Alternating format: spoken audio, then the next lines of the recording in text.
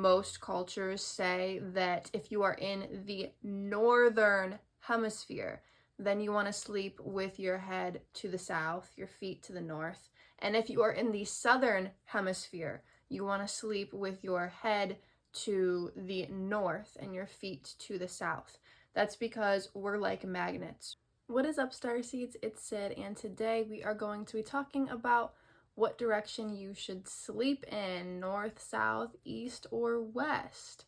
So there is some contradicting belief when it comes to this in particular, and this has been something that I have actually been aware of for a few years, and I've tested it a little bit. I think I actually thought that you were supposed to sleep facing north because in feng shui, that actually is one of the factors, but it's not the main factor. Just in general, they believe north to be a good high vibe direction, and usually north is presented as this like good knowledgeable direction in pretty much every culture, but not when it comes to where you're supposed to sleep. Usually we probably know that it's best to sleep on our back. We probably know that it's best to sleep on our left side for digestion, for our heart health. I actually find that sleeping on my right side feels better for my heart, and sleeping on my left side feels better for digestion, but allegedly the left side is supposed to be better for your body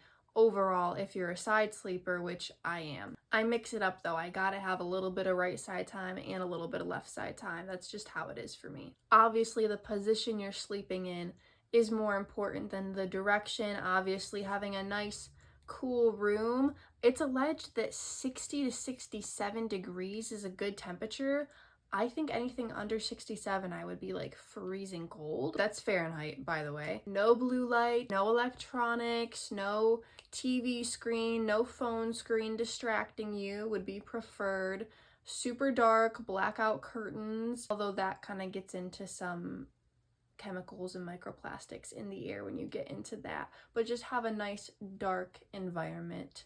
New moon light, okay? That means like no light from the moon. Obviously, feeling comfortable in your environment, in your home, in your space is going to be the most important thing. Limited distractions, nobody like fighting or loud noises in the rest of the house, etc. But now let's get into these directions, because that's what this video is about. It's alleged that animals sleep on this north-south axis, not the east-west axis, the north-south axis. That means their heads can face north or south. And when I say their heads are facing, I mean their heads over here, their feet are over here, or vice versa. More so for a human body. An animal body is a little different. It's also alleged that dogs tend to poop on this north-south axis. People say babies turn and orient their bodies facing north, but I can attest that this isn't very true. It seems kind of random how babies sleep. I know for my house, my son tends to sleep every which way. I'm gonna try to be more observant as to where he orients his body to sleep, but it seems pretty random when he moves around, to be honest. And the daycare that I work at, the infant cribs are aligned with an east-west axis. I find that I tend to place the babies in the crib with their heads to the east. I could do east or west, but the cribs on this side, I put facing the east. The cribs on this side, I tend to put the other way, facing the east. So I think that's just naturally my intuitive thing, trying to do them a favor, and they don't tend to do a full 180 in the crib. So also the kids who are on mats in the infant room, that's on more of a north-south axis, and I tend to put their heads facing south, I think. So let's get into what Vastu Shastra says from ancient India. This says that south is best. It boosts your overall health, wealth, allows you to live a long life, peaceful, deep sleep. It's like magnets attracting. So let me explain why most cultures say that if you are in the northern hemisphere, then you want to sleep with your head to the south, your feet to the north. And if you are in the southern hemisphere, you want to sleep with your head to the north and your feet to the south. That's because we're like magnets. We have our planet's north pole. We have our north pole let's just say that's the north side of these magnets, they're repelling. We want our south side to be facing the north magnet, not our north side facing the north magnet. We want our south, that north. Or if you're in the southern hemisphere, you don't want your south facing this south. You want your north facing this south and your south facing this north. If you're on the equator, you can do what you like. Obviously, the most important thing when it comes to sleep is to be comfortable. Listen to your own body's intuition. It's not a one size fits all. If you want to sleep with your head to the north, if that's what feels best for you, then do that. Also incorporate the feng shui of the room into it. The way my bedroom is, I used to sleep with my head to the north my whole childhood. I never really slept that great. If I put the head of my bed to the east side, that would still feel comfortable with the way that where my door is, where the window is, the way my room is laid out.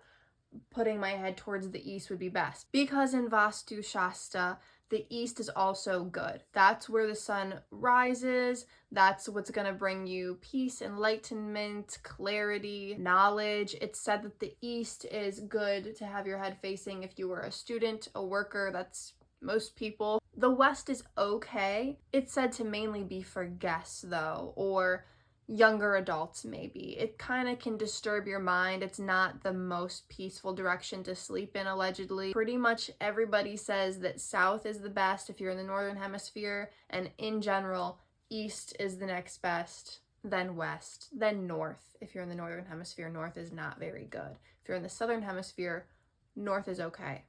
South is not good. That's Vastu Shastra. In Japan, it's bad to sleep to the north also, and it's good to sleep to the south and east. We agree on this. Feng Shui is the one that's different from ancient China. North is best, but this is in general. North allows for energy flow, harmony, but the thing about Feng Shui is that there are people that are more geared towards east or west, directions in general, I would say. And this is based off of your Gua number, your Ga number. And I am a 7, so actually west is pretty good for me. Northwest, southwest, northeast, and west are my good directions. Directions for me to avoid is north, south, east, and southeast. So we've got some contradictions going on here with what actually works for me according to this. I'm going to do a video in and of itself about these different Gua numbers, calculating it, because I am getting a lot more into feng shui, where to put certain crystals in your house, but also just where to place things in general. I feel like a lot of it is common sense when you walk into a space, what feels good for the layout of the space. But I think there is something to these directions and how we can use them and incorporate that into it as well. On a feng shui note, both Chinese people and Jewish people allegedly say it's bad to sleep with your feet towards the door. Now, I have been doing that most of my life because I like my bed to be in a corner away from the door with my head, the far side of the house and my feet towards the door so that I can see anybody trying to come into my room.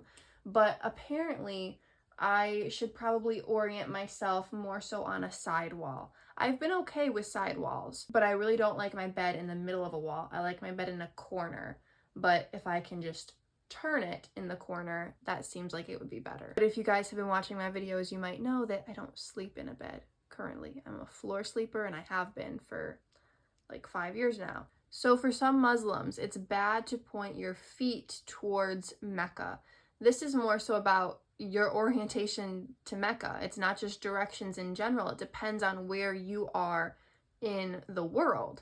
So if you're over here in the US, you don't want your feet pointing to the east. You want your head pointing to the east, which is better for your overall health. If you were to the east side of Mecca, then you don't want your feet pointing to the west.